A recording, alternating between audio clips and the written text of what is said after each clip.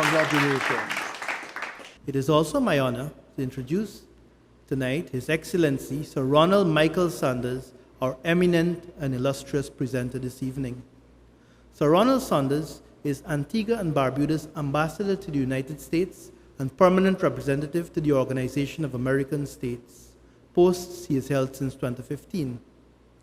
He is the first person in OAS history to chair its Permanent Council 3 times, most recently in 2023, when he helped secure Guatemala's peaceful transition of government in January 2024. He has been a strong voice advocating for the interests of small states. A career diplomat, academic, and writer, he has served as High Commissioner to the United Kingdom and Canada and as Ambassador to the World Trade Organization, where he led the only successful WTO case brought by a small state against the United States. He has served on the Second Eminent Persons Group, tasked with reform of the Commonwealth, as Rapporteur of the University of London Inquiry into Maintaining Commonwealth Studies on the Friends of the Democratic Charter, appointed by the late United States President Jimmy Carter, as an elected member of UNESCO's Executive Board. Sir Ronald has authored over 1,000 syndicated commentaries on the Caribbean, the Commonwealth, and Latin America in the global political economy. Sir Ronald's eminent service to the Caribbean and to the world has been recognized with international honors and accolades, including as Knight Commander of the Order of St. Michael and St. George and as Knight Commander of the Nation of Antigua and Barbuda. He holds honorary doctorates from the University of the West Indies and recently from the University of Guyana. In 2025, President Volodymyr Zelensky of Ukraine awarded him the Order of Merit for his advocacy of the country's sovereignty and territorial integrity. Ladies and gentlemen, please welcome Sir Ronald Sanders.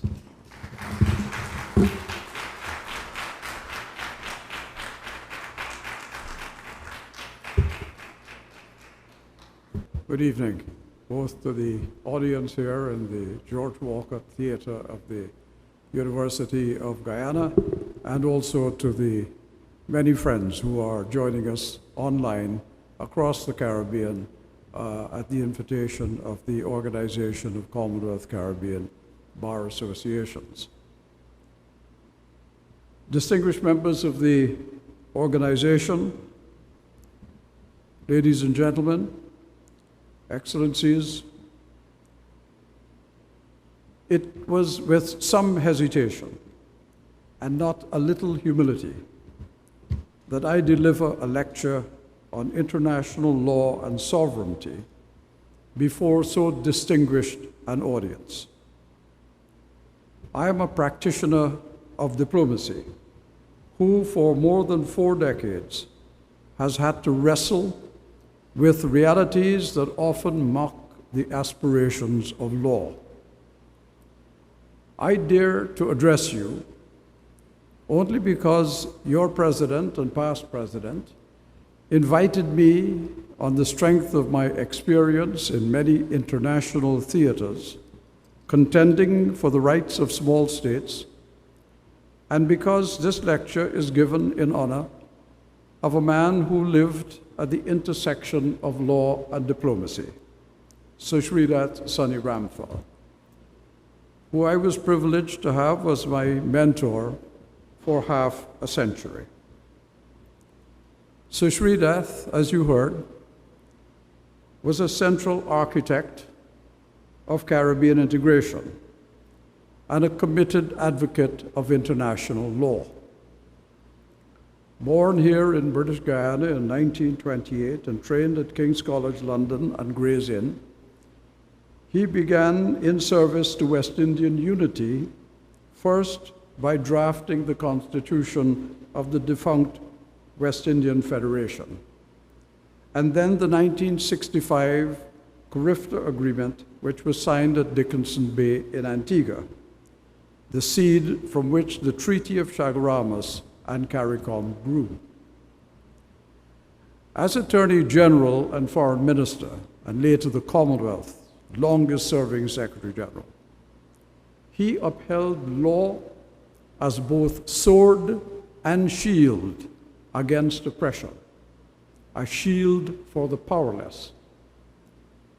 Under his leadership, the Commonwealth became a force for moral action, confronting apartheid and racism, mobilizing support for Zimbabwe's independence, ending the rule of the white minority regime of Ian Smith on the basis of one man, one vote, and establishing the first Commonwealth Eminent Persons Group, which helped bring about Nelson Mandela's release and the end of apartheid in South Africa.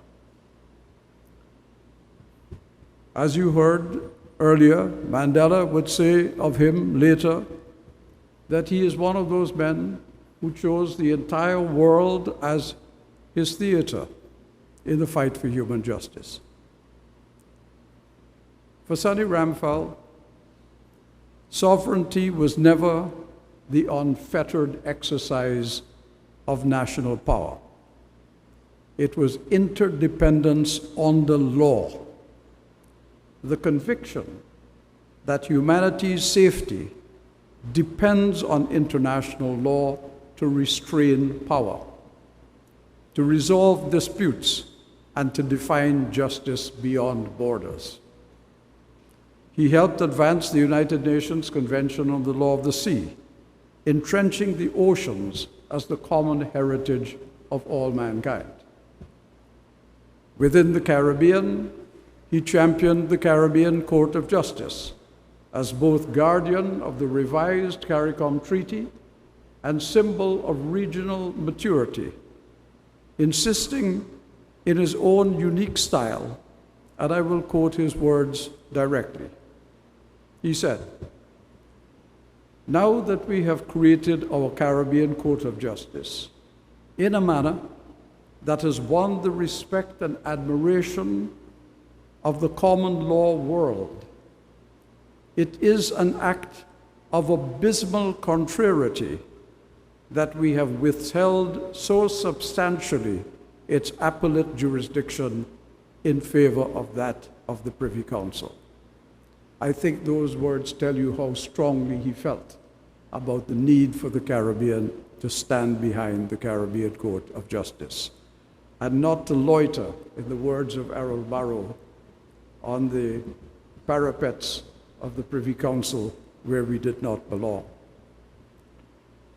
Sonny's faith was simple but audacious, that international law is civilization's conscience, the only universal language in which the strong and the small can speak as equals. His career was proof that law, rightly used, is the measure of moral power. In honoring his legacy, we affirm that for the powerful, sovereignty may be a sword, but for small states, it must remain a shield, forged in the discipline of law. I now set out the arguments I intend to make this evening and the conclusions that I wish to suggest.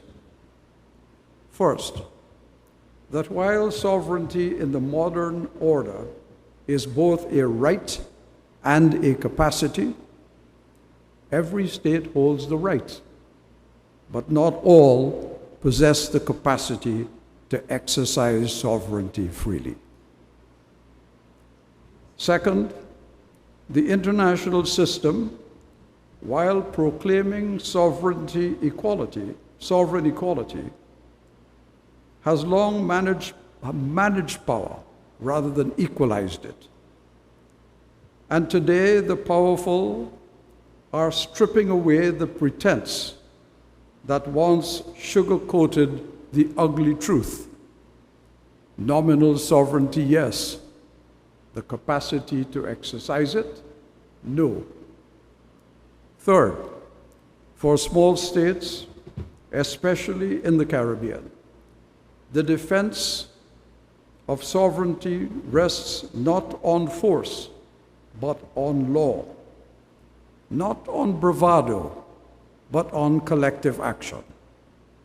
And fourth, that in this scenario, Caribbean states must move from individually wringing their hands to collectively holding their hands. They must create a concrete agenda by which the region can widen the space within which, using international law, they could restrain the imposed might of the powerful.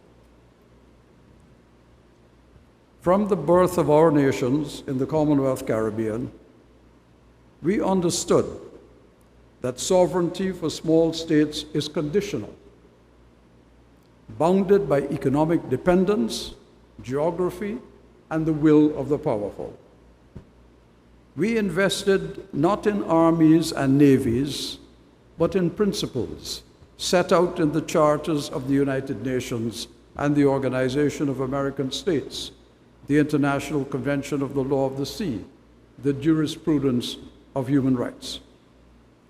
In other words, we placed our faith in the proposition that international rules could restrain the strong and protect the weak, and that the 5 veto member states of the UN Security Council would exercise their privilege as a trust, not as a weapon.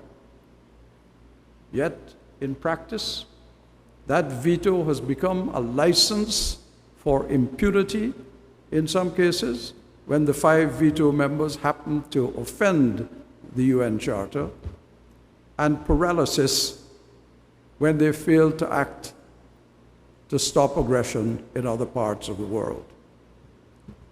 When respect for principles and fulfillment of the obligations of the UN Charter are most needed, they are suspended by the very states that wrote them.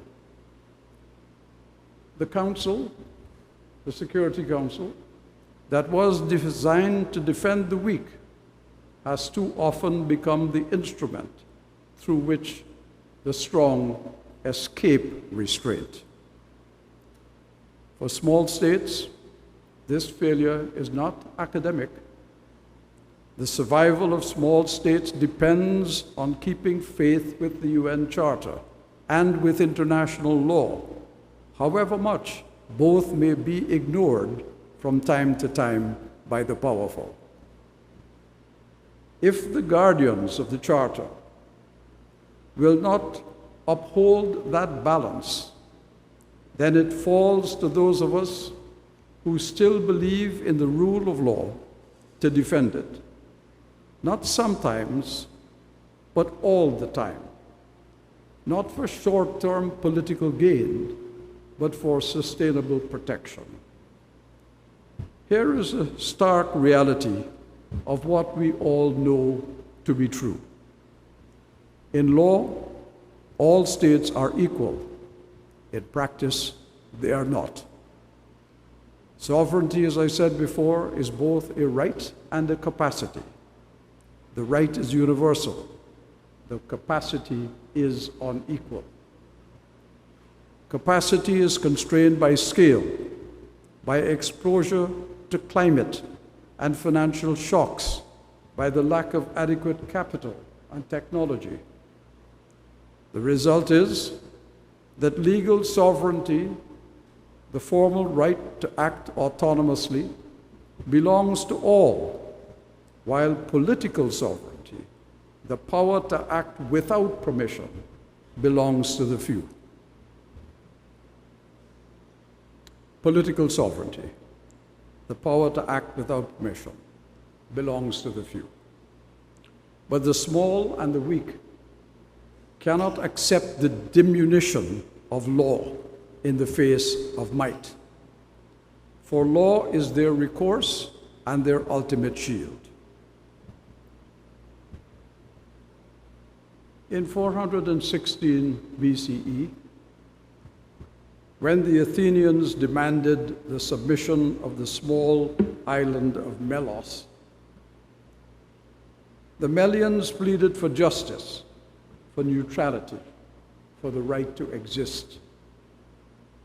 But Athens, confident in its strength replied coldly, "The strong do what they can, and the weak suffer what they must." In just those few words, Thucydides, an Athenian general and historian, in what he called the Melian Dialogue, captured in dramatic form a truth that still haunts the world, that power, unless restrained by law and conscience, will always find a justification for domination. After 2 millennia of conquest and empire, humanity's conscience rebelled. Out of the ashes of 2 world wars came the United Nations, the rule of international law, and the moral conviction that even the smallest states possess equal sovereignty. That was the promise of San Francisco, of the UN Charter, and later of the Commonwealth, a family of nations that Sir Shridath helped to shape into a moral community, not a hierarchy of might. Sir Shridath believed and often declared that law was civilization's answer to melos. In the Law of the Sea negotiations, he fought to make the oceans the common heritage of mankind, where no powerful state could claim dominion. In the campaign for a new international economic order, he argued that economic justice must replace economic coercion. And through the Commonwealth and international commissions on which he served throughout the 1980s, all 5 of them, concerned with development, disarmament, environment, security issues, and global governance, he showed that small nations could be the moral compass of the world. For us in the Caribbean, the Melian Dialogue ought not to be a relic of Greek history. It should be an episode we should avow, never to allow to befall ourselves or any other powerless state. Incidentally, that is one of the reasons that I stood up for Ukraine against Russia, a small state which, through no provocation at all, was attacked by Russia on a campaign of expansion and subjugation. And I saw parallels, incidentally, between what was happening in Russia and Ukraine and what Venezuela was attempting to do in Guyana. So while I was motivated and deeply motivated to stand up for Ukraine, in part I was motivated by standing up for Guyana, because the principle was the same. A small country being besieged by a greedy neighbor.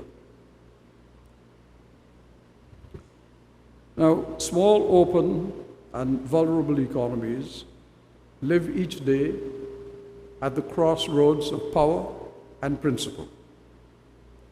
When the great systems of finance, trade, and climate action ignore our realities, the voice of that little island Melos that was subjugated by Athens echoes again, the plea of the weak to be heard amid the drumbeats of the strong.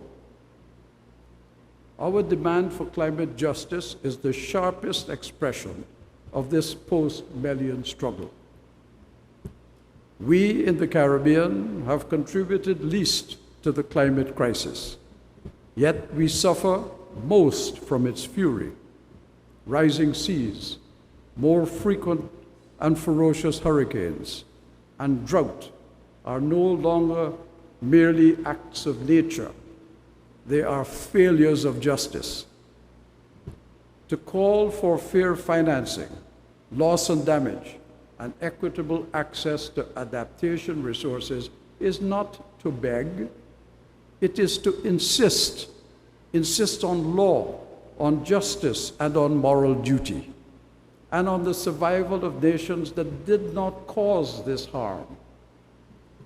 And when small states act with resolve and together, the law answers. I give you the example. Confronted with the reality that the United Nations Conference of the Parties, that is popularly called COP, when that process was falling short, and the voluntary pledges by major emitters would not keep global warming to 1.5 degrees Celsius, small states acted not only in their own interest, but acted in the interest of the world. In 2022, the Commission of Small Island States on Climate Change and International Law, which was founded by Antigua and Barbuda and another small island in the Pacific called Tuvalu, that organization brought the matter before the International Tribunal of the Law of the Sea. On May 21st, 2024, the tribunal declared greenhouse gas emissions to be pollution of the marine environment under the Law of the Sea Convention, and ruled that every state has a duty to prevent, reduce, and control such harm through national regulation, the best available science, and heightened action from the wealthiest emitters. That decision opened the way for another small state initiative, Vanuatu's request that the United Nations General Assembly seek an advisory opinion from the International Court of Justice. On the 23rd of July, 2025, the court answered in this way.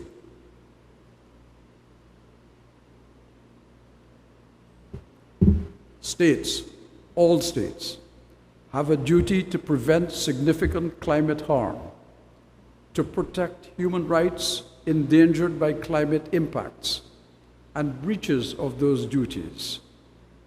They said breaches of those duties are internationally wrongful acts.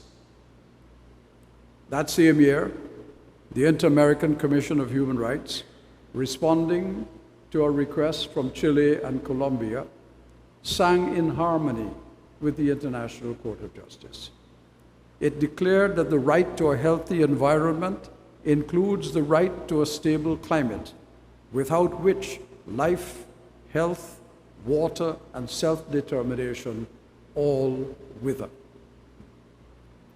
The court held that states owe cross-border duties of prevention, that due diligence is not a box to tick, but a standard measured by foreseeable, irreversible harm, and that law binds not only governments, but the private power of corporations whose emissions drive this crisis.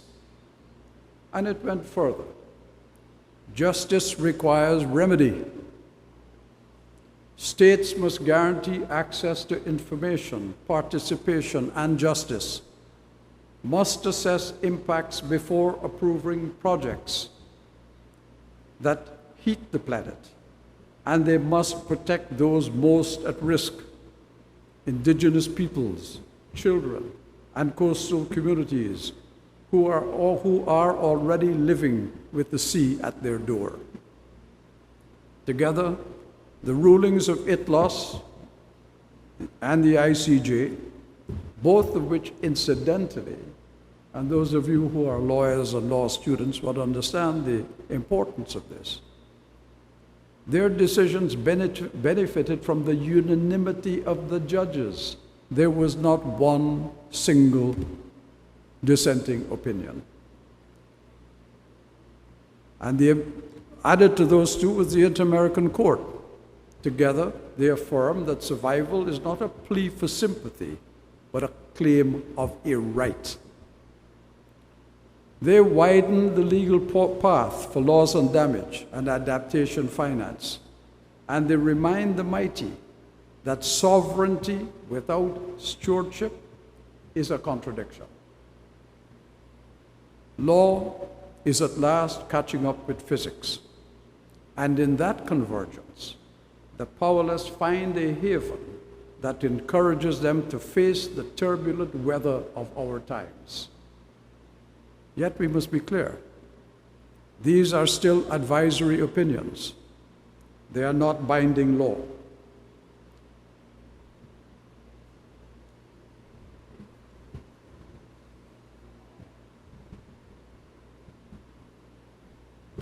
Small states have won the argument, but now they must confront entrenched power to give their judgments life beyond the courts. But whether all small states and other developing nations will join in that collective test of justice remains to be seen. The Caribbean knows better than most how power shapes the boundaries of our autonomy. When the Organization for Economic Cooperation and Development, OECD, began its harmful tax competition campaign in 1998, standards drafted by and for the interests of large economies were projected outward as universal obligations, and they were imposed on us here in the Caribbean, wrecking our financial services. In some cases, in some countries that had financial services, offshore banks, representing something like 98% of the banks in their countries, disappeared. Today, they're less than 2%. And how did they do that? Public blacklists attacked reputations, de-risking severed correspondent banking relations. The threat of financial isolation compelled compliance, even when there was no proportionate evidence of any wrongdoing. The European Union's list of non-cooperative jurisdictions, launched in 2016 and repeatedly revised, extended that same dynamic. The effect was not technical. It was imposition on sovereignty and its lack of equality in the exercise of it. Decisions about our financial architecture were no longer made in Georgetown or Bridgetown or Nassau or St. John's. They were made in Paris and in Brussels. The method has changed from that of empire, but the logic sounds damn familiar to me. Rating agencies, sanctions committees, and multilateral lenders now exert power once wielded by colonial administrations. Now, I don't say this to deny the importance of standards or of the fight against illicit financing.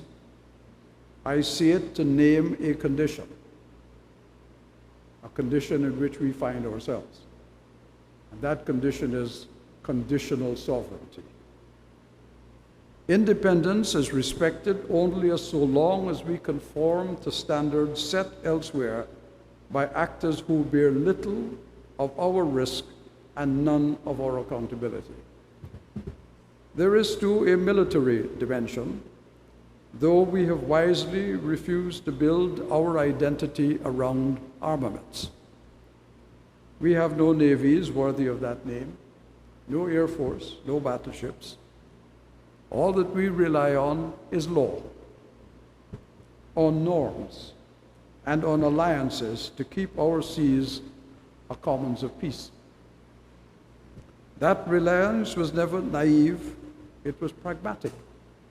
If the law fails, we have no fallback to force of any kind. CARICOM unity was intended to be the instrument by which we might widen our margins of autonomy. CARICOM, the movement, has achieved much, most of all the moral habit of consultations, but it has not yet become the multiplier of power that our founders imagined. And that, incidentally, is not because the work to advise how that could be achieved was not done. Ramphal was an architect of that, and we are privileged to have another architect with us in this audience today, in Professor Compton Bourne. These people did the work. Unfortunately, not implemented in the manner that might have taken the movement further. We seem to have forgotten the question posed to all Commonwealth Caribbean countries more than 70 years ago by Jamaica's Norman Manley, the grand advocate of a West Indian nation. He asked this question. I ask it of you now. Are we satisfied to be obscure and small nonentities in a world in which only larger groupings have the chance of success and survival? Or will we opt for a West Indian nation standing shoulder to shoulder with all the nations of the world? Well, we know what the answer was 70 years ago. Too often, short-term alignments with external interests have set member states of CARICOM at cross purposes with each other. Too often, leaders have allowed suspicion to erode solidarity. Yet, I tell you this, we would abandon integration at our peril. Every single one of our countries cannot abandon integration. Not Guyana with its newfound oil and wealth, not Jamaica with a large population, not any of the countries whose tourism is now driving their economies and who are doing much better. These are passing moments in the history of time. Even united, we will not match the material reach of the mighty.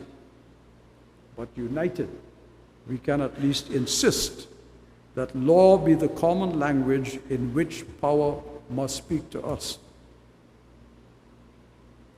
From the Treaty of Westphalia to the Charter of the United Nations, the international system has proclaimed the sovereign equality of states. In practice, as I've said over and over this evening, it has always been more aspiration than achievement. The political scientist Stephen Krasner named the paradigm organized hypocrisy. Great powers praise sovereignty in principle and violate it when convenient. The jurist Anthony Angie traced the very concept of sovereignty to an imperial origin. Europeans designated the so-called civilized as sovereign and assigned others to tutelage. The categories changed their language, but not their function. What then is new at this time when multilateralism and international cooperation are being abandoned for unilateralism? Well, the hierarchy is still the same. It is only that bluntness has now become prominent. The mask of being nice has been torn away. The idea that we are actually talking with you is now being cast aside. The restraint that once obliged power to dress itself in the robes of law, the persuasion, the choreography of multilateralism, the respect paid to courts, even when losing, have all diminished. Treaties are treated as conveniences. Rulings of the International Criminal Court and the International Court of Justice are ignored. And I can cite you examples in recent months, but I suspect you know them just as well as I do. The pretense of constraint is abandoned. However, this is new only in its bluntness not in the purposes that have always defined them. From the time of their independence, the plea of small states for special and differential treatment fell on deaf ears, ears that had grown deaf to the idea of development. I know it well. I labored in the vineyards of the World Trade Organization when we fought for special and differential treatment, and it never happened. I was in Brussels when the Eastern Caribbean lost the banana market because a president of the United States intervened on behalf of a large United States corporation that happened to be a rival producing bananas in other parts of the world. And overnight, the banana industry in the Caribbean was wiped away. And so too was the living of hundreds of people and their dependents. Now, in climate diplomacy, hard-won commitments to loss and damage funds were honored only in unfulfilled promises, not in compensation. Unfortunately, the people who manipulate the news, who present all these international conferences as great successes, do so with great skill. And they've got a lot of money behind them to encourage this. So every one of the COP meetings that are held, including this one, is being sold to us as if it's a great success. We've got this, we've got that. But guess what? That 1.5 degrees Celsius limit that was set, that would ensure that many of the islands of the Caribbean sink, and that where we are standing now may be underwater in another 30 years. That 1.5 degrees Celsius mark has been exceeded. Has been exceeded. There is no ocean in the world today that is not hotter than it was 10 years ago. And with each passing year, it gets worse. Some powerful countries simply choose now not to attend international meetings. They're not coming because they have nothing to tell you except that they don't believe in climate change. They have nothing to listen to you about because your pleas about climate change mean nothing to them. All of this points to an urgency for more, not less, integration in the Commonwealth Caribbean, for advocacy of more, not less, multilateralism, and more, not less, respect for international law and the upholding of it. Therefore, we come to the question before us tonight. Has the rule of law been replaced by might is right? There is now what two law professors at Yale University, Hathaway and Shapiro, have described as a cohesive assault on a long-standing principle of international law. The principle is this: that states are prohibited from threatening or using military force against other states to resolve disputes. We should know that in Guyana very well, because we've heard it time and again in relation to Venezuela.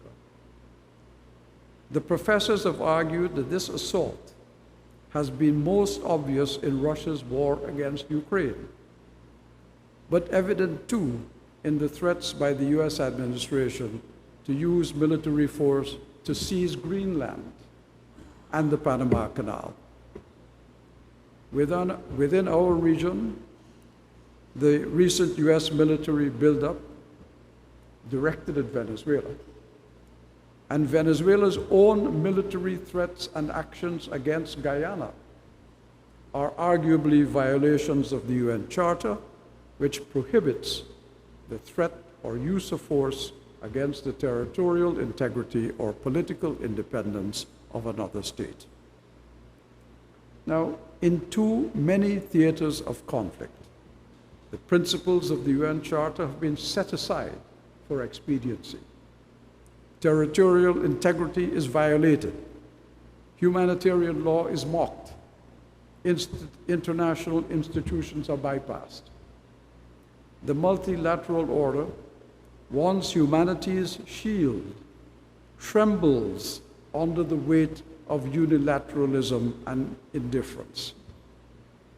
All of this confirms the conclusion of the political commentator and author Fareed Zakaria, that, and I will quote him, "The system that preserved relative peace and prosperity for 8 decades is not self-sustaining.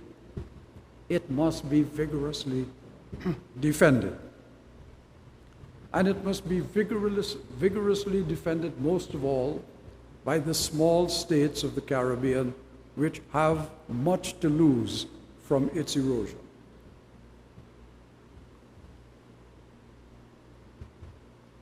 Since early September this year, the United States has used lethal force against small boats it alleges carry drug traffickers, with more than 80 persons reported killed, the majority in international waters shared by Caribbean states.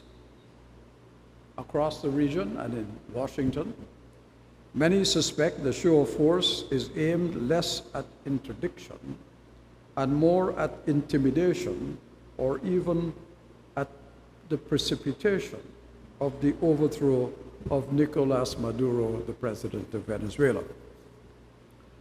Christopher Sabatini, senior fellow for Latin America at Chatham House, noted in the New York Times on the 1st of October that Venezuela accounts for very little of the cocaine entering the United States and almost none of the fentanyl trade, facts that at minimum complicate the scale of the US response. His conclusion was straightforward. This looks less like counter-narcotics cooperation and more like a return to gunboat diplomacy. On the 31st of October this year, the UN Commissioner for Human Rights, Volker Turk, stated that these strikes violate international human rights law, and he called for them to stop. His office underscored the legal baseline. Outside armed conflict, international lethal force is lawful only as a last resort to confront an imminent threat to life. And even within conflict, distinction, necessity, and proportionality must govern. Those are standards. Publicly available facts do not appear to satisfy. Days later, reporting indicated that the US administration briefed Congress that the current legal opinions do not cover strikes on land targets inside Venezuela, and that new legal authority was being prepared. Frank Mora, a former colleague of mine at the Organization of American States and a former Assistant Secretary of Defense, warns that this shift from posture to purpose risks unraveling decades of consent-based security cooperation. And it bears recalling that under Article 6 of the International Convention on Civil and Political Rights, as authoritatively interpreted by the UN Human Rights Committee and reflected in the UN Basic Principles on the Use of Force, a state may not deliberately take life outside hostilities except to avert an imminent threat to life. If operations in waters shared by Caribbean states are to be justified, they must be justified in law, openly, and with regional consultation, not asserted first and retrofitted later. None of this, of course, denies the harm that narcotics do, but we have provisions for dealing with those things. We have had them for several years, including a shipwriters agreement, which gives the United States the right to join with our Coast Guard in hot pursuit of drug traffickers. And the law of the sea itself sets out the rules by which this might be done.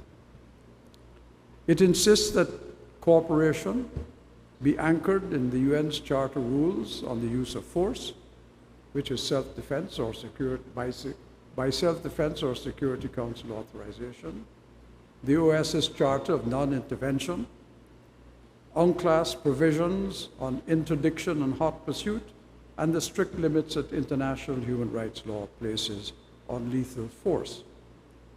The doctrine is simple. Enforcing criminal law at sea or on land is not war. Therefore, rules of war cannot apply. Now, no Commonwealth country should abandon that principle for political convenience, however tempting the short-term gain. Unless I sound, incidentally, as if I am somehow defending the regime of Nicolas Maduro, let me disabuse your minds of that completely. It is a principle of law that I argue for here, and a principle of international law. And we have to abide by those laws and uphold them, because one day we will need them. We need them now. If we violate them, if we allow them to be violated by others, then we can hardly use them as a shield, if we ourselves are trying to use them as a sword.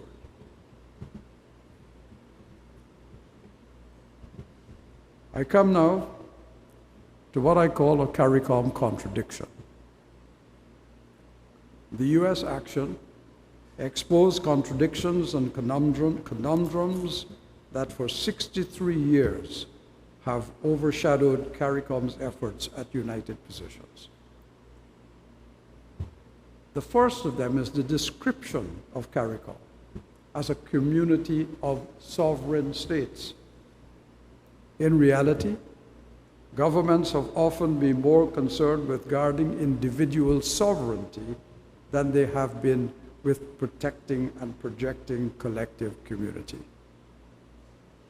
In the realm of low politics, if we have to decide on some candidate from some other country running for a UN position, we can happily come to a conclusion on that in very short order. But in high politics, relations with powerful states, especially the United States, there has been a marked unwillingness to harmonize positions.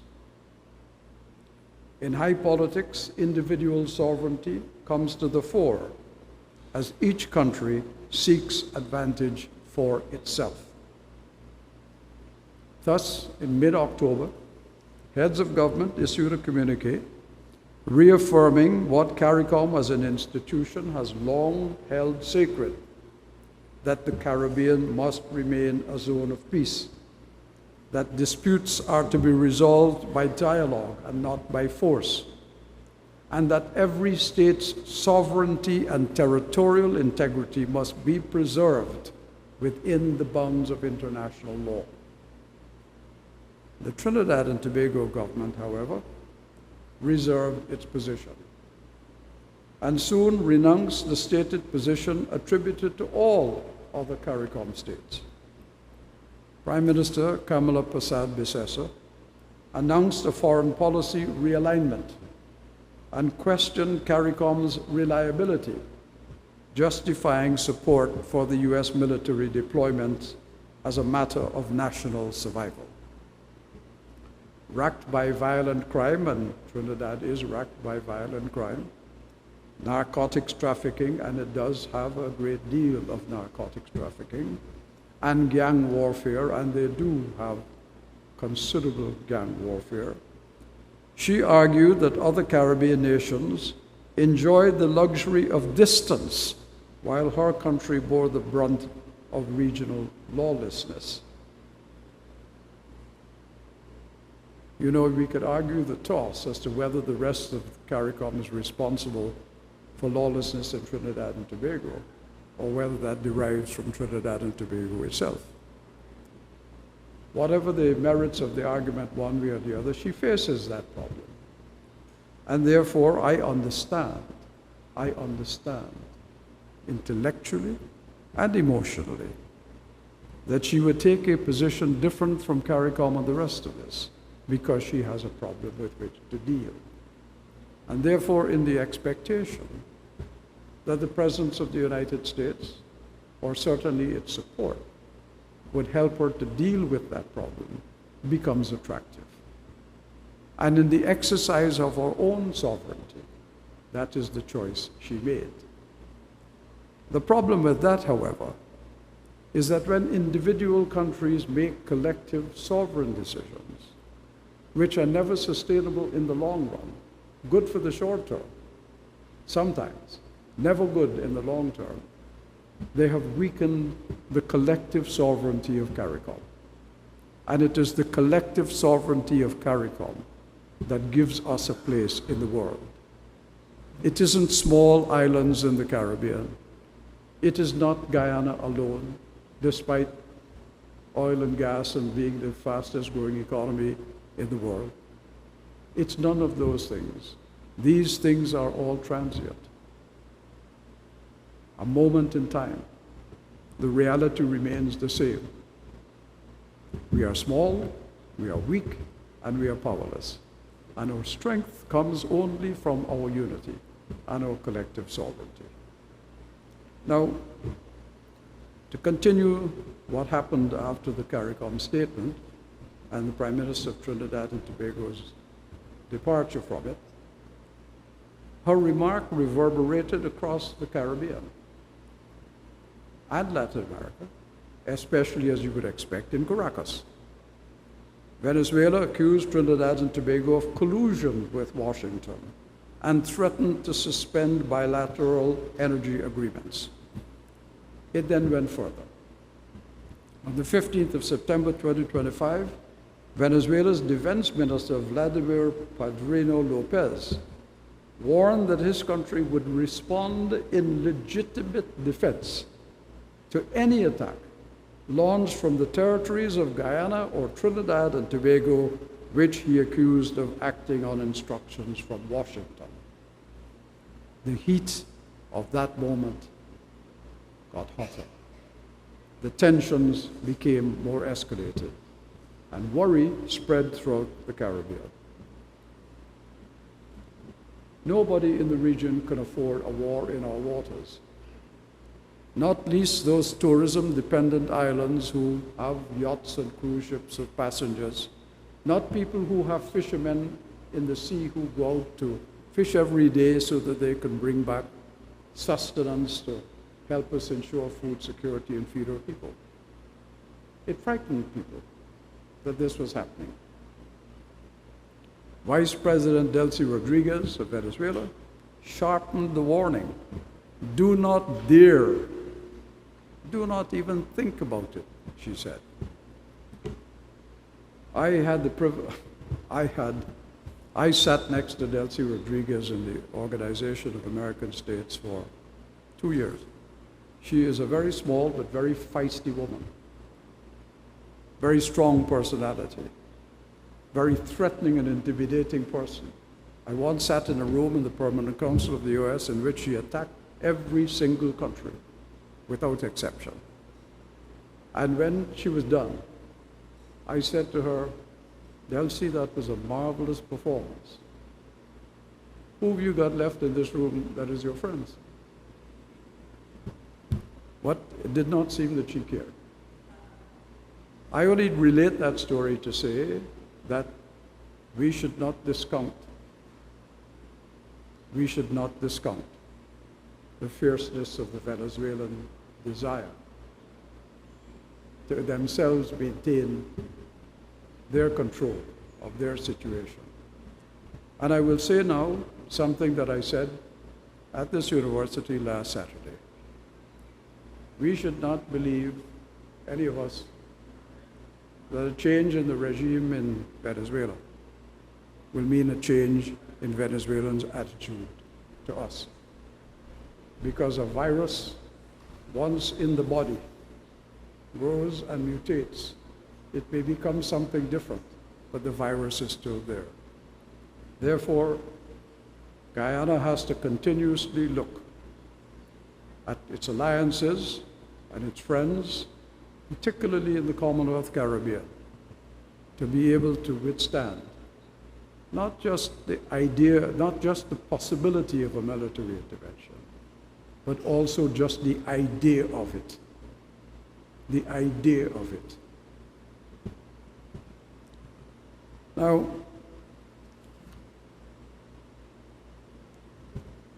Trinidad and Tobago supports U.S. operations on the grounds of domestic security.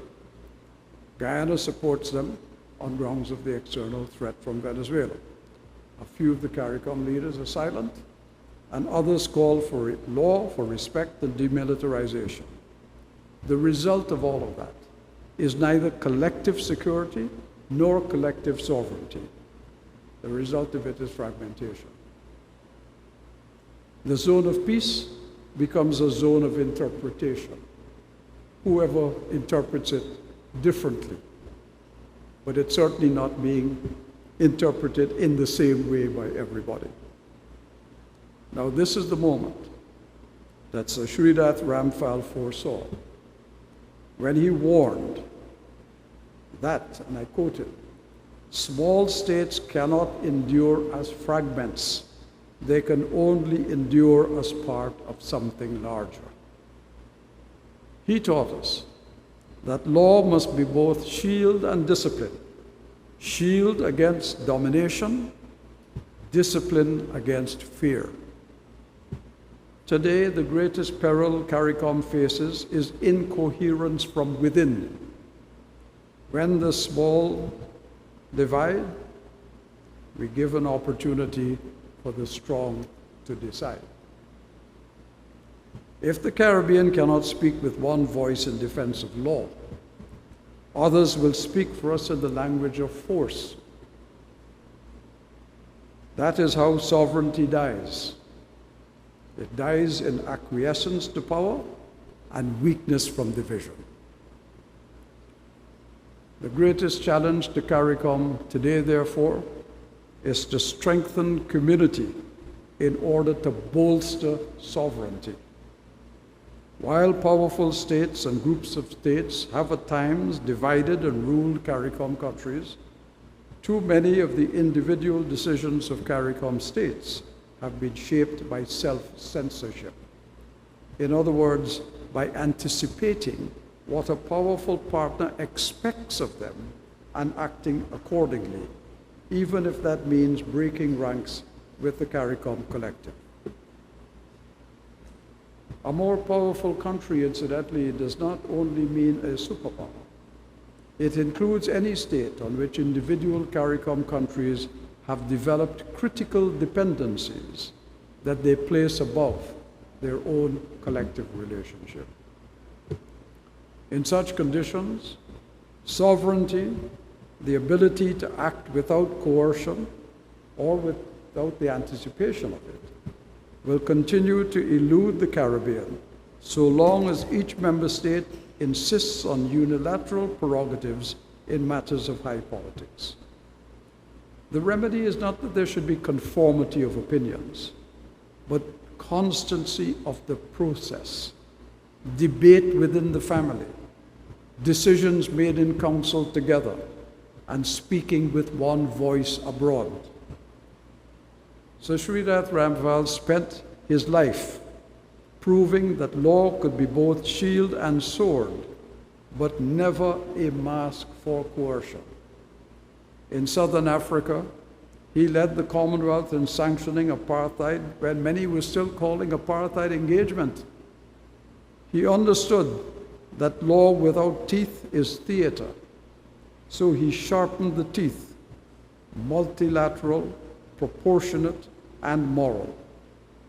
He championed the UN Convention on the Law of the Sea, which gave even the smallest island state jurisdiction over living and mineral resources, a say in the governments of the deep seabed, and a legal perimeter with which to steward creation in what is called its exclusive economic zone. He pioneered the Commonwealth's closed-door heads of government retreats, spaces in which people of power could be persuaded by reason and where tempers could be cooled and decisions made in a ripened atmosphere. He convened expert panels to arm leaders with usable knowledge on debt, on the environment, and on young people. I hate to single out Compton again, but he was one of those experts who served diligently to produce those reports. Ramphal's ethic was simple: stand on law, organize for impact, and act for justice. He insisted that while for the powerful sovereignty is a sword, for the small it must always remain a shield. The shield is not a plea for pity, it is a claim to dignity and a demand that conduct be measured against rules that bind everyone. If the shield falls, the small have no armor beneath. We are exposed. Now, this year marks 80 years since the adoption of the United Nations Charter. In that span, the world has evolved from discrete sovereignties to an intricate, fragile system of interdependence, where the shock of one reverberates through all. COVID-19 reminded us of that in a very powerful way. Poor and rich alike were subjected to that one little microbe that held us all in fear for almost a year and paralyzed our lives. Nobody was immune, and nobody was protected. In such a world, the creed that might makes right is not sustainable. Power without restraint breeds disorder, and coercion corrodes the stability on which all depend. The inward-looking nationalisms now re-emerging are not cures for complexity. They may enjoy a season of ascendancy, but the demands for raw materials that they do not produce and for skills and labor they do not possess will end in regression. And then the cycle will start all over again. For small states, interdependence has never been a choice. It has always been our starting point. We all became independent in the Caribbean within a framework of interdependence. The institutions we set up were part of that interdependence. The Caribbean Development Bank, the Caribbean Court of Justice, all of the things that we set up that made us able to do things in the world because we have them. The University of the West Indies, part of that. And one day we hope that the University of Guyana and the University of West Indies will get much closer than they are today in each of the interests of the universities and of the region.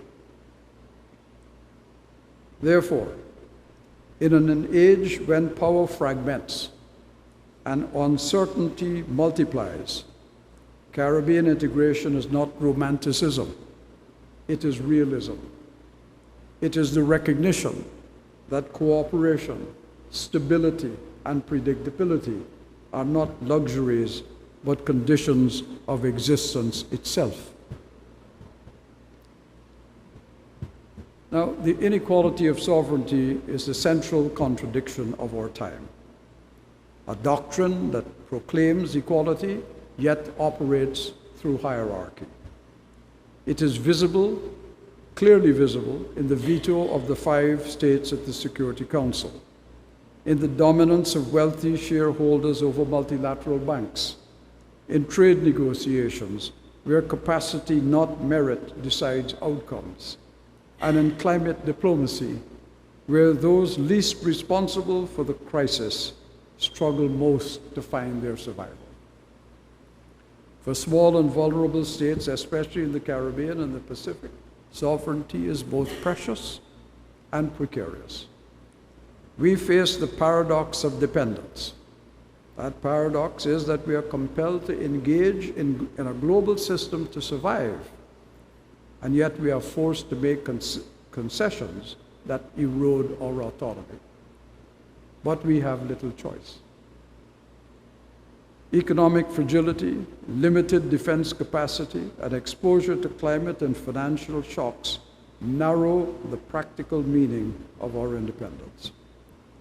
Yet, it is precisely because of these vulnerabilities that sovereignty matters most. It affirms the moral equality of nations even when material equality is impossible. That is why Article 2.1 of the United Nations Charter remains vital. It affirms that the organization is based on the principle of the sovereign equality of all its members. Though often ignored, that clause is the lifeline that gives small states legitimacy in the international system. Today, new frontiers, digital sovereignty in the age of artificial intelligence, climate sovereignty, food sovereignty, reflect efforts to claim space in realms dominated by big corporations and major powers. Our sovereignty, therefore, must be asserted individually, but exercised collectively. Alone, individual sovereignty is easily quashed. Together, it has some leverage. For small states, survival depends on cooperation, not confrontation, on collective strength, not individual assertion. Regional and international alliances such as CARICOM, the Organization of Eastern Caribbean States, and the Alliance of Small Island States, transform weakness into influence by allowing us to speak with one voice on climate, on debt, and on development finance. When that collective standing is exercised consistently and coherently, our nations give themselves the chance to live in dignity, with culture and identity intact. Now let me return to where I began, with Ramphal, and with the enduring paradox of sovereignty for small states. The international system was never built to equalize strength. It was built to keep strength in check. That is why sovereignty has always had two faces. In law, it proclaims a noble equality. Each state, large or small, vested with the same rights and duties under the Charter.